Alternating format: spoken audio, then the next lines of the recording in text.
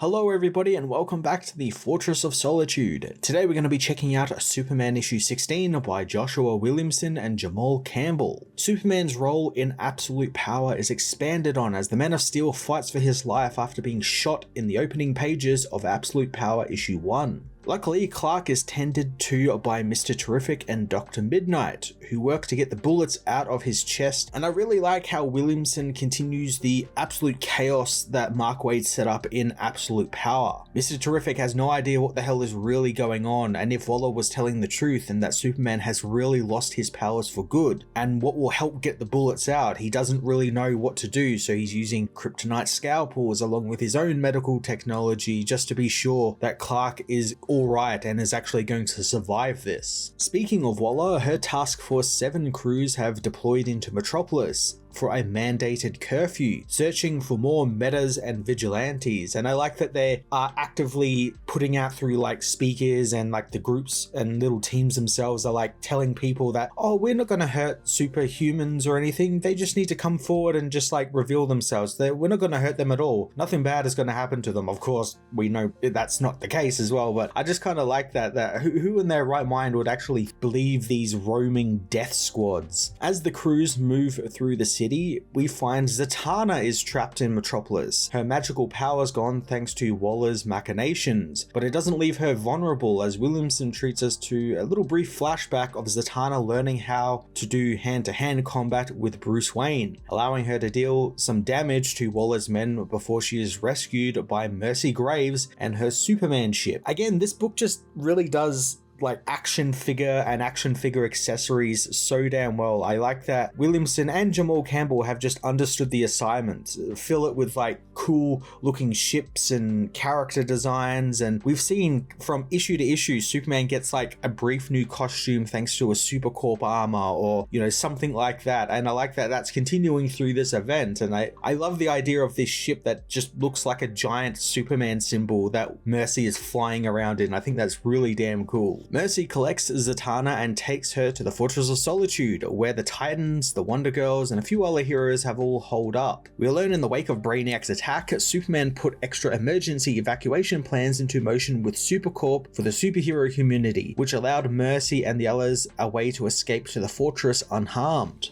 Not all is well though, as distrust for robotic beings is beginning to grow thanks to the Amazos, especially with people like Ted Kord who don't really trust Red Tornado and end up getting into a fight with him. Luckily, Superman, clad in his classic black solar suit, is quick to quell the infighting, stopping it before it has a chance to begin, which is quite refreshing since I thought there was definitely going to be some sort of inter-hero drama stemming from the fact that there's some of these robots and then people like Oliver Queen turning on them. But I like that Superman comes in, says, nope, we're not doing that, and everyone's like, yep, okay, we're not doing that, you're Superman, you're in charge, you know what's going on. I like that we just nip that in the bud straight away. Despite the solar suit Superman wears, he isn't healing thanks to no longer actually having powers, so the suit doesn't really work all that well, and he's essentially healing from bullet wounds to the chest, so he's not functioning at full capacity. And I like that Mr. Terrific and everyone keeps telling him that Superman doesn't really listen since he knows he needs to help out, specifically wanting to know where his son is. Williamson writes a really lovely moment here between Mercy and Clark, as Mercy feels responsible for not being able to help save more people during Waller's opening salvo, but Clark is quick to tell her that it's okay and she's done what she could, and I like that Clark is left to comfort her. And it's really cool to see the growth of Mercy, not just in this issue but throughout the entirety of Williamson's tenure on this book, and what he has done with the character through various other things like through Beast World and Lazarus Planet, and actually giving her a active role in Superman and Superman family's life. She's a far cry from the character who was introduced as Lex's sort of assistant who would willingly try and kill Superman on the behest of her boss multiple times. I like that Superman doesn't really care for that at all and just sees her as a human and treats her as a human, telling her that she is allowed to have emotions, and emotions are what make people people, and it's probably something that Lex told her not to have in this business. So I like that there's a dichotomy there, that Superman is just treating her like a human and it's working.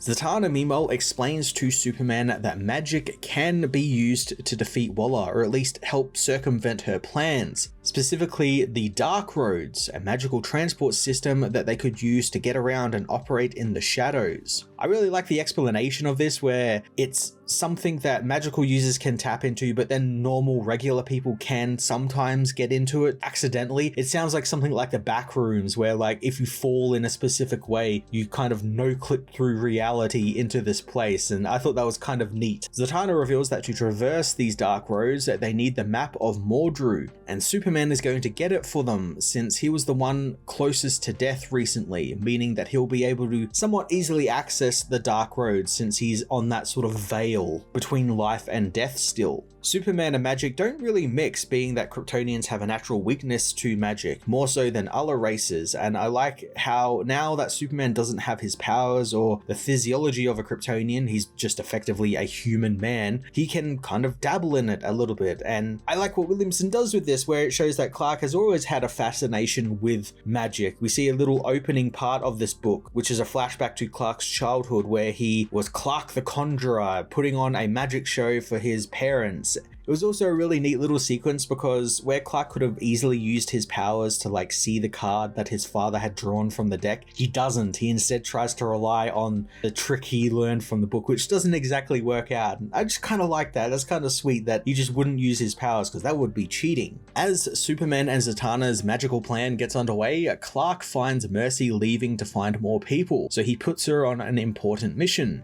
find Lois Lane. Metropolis, meanwhile, has descended into a lawless ghost town overseen by the Amazo, the Last Son. But that doesn't stop Jimmy, Siobhan, Lena, and the amnesiac Lex from breaking back into Supercorp. So this is a pretty neat little team up. It's a bunch of characters you would never really expect thrown together, and is Williamson using every part of the Buffalo here, since these are all characters he's established in his ongoing, and I like that he's brought them back in here to fill out the story and also continue his own plots, because a big part of the ending of House of Brainiac was the reveal that Lex had his entire mind wiped after he connected to the Brainiac hive mind, meaning he's unable to remember who he is, what he is, and they have come to Supercorp in hopes that it jogs his memory. Jimmy and Siobhan also get a really nice moment here to reconnect during all of the chaos, with Siobhan having lost her Silver Banshee powers, making her feel a little less than. She compares it to losing a limb, still feeling like it's there, but it's not really there anymore. Jimmy is quick to tell her that with or without powers, he still loves her, and this is such a really great pairing. Like, you would never expect this pairing to actually work, but it does, and it's such a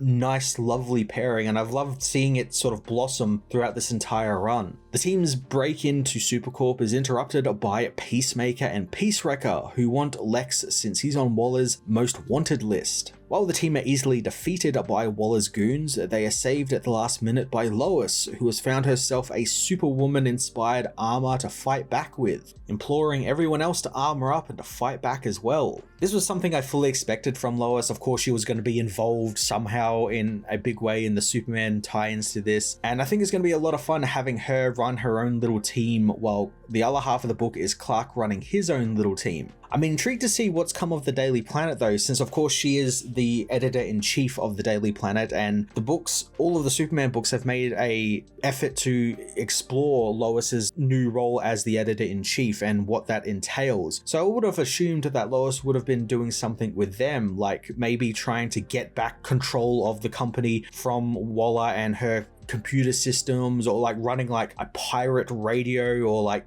newspaper sort of through the city, trying to spread information and trying to quell Waller's fake news, something like that. And I mean, we could still see that, but I really like where they've taken her now, where she's got her own mech armor and she's gonna be having a team full of people with powered suits. That's gonna be really cool, but I'm intrigued to see if they actually do anything with the Daily Planet. Superman issue 16 was a wonderful tie-in to Absolute Power, setting up Clark and Lois on their own respective missions during the event.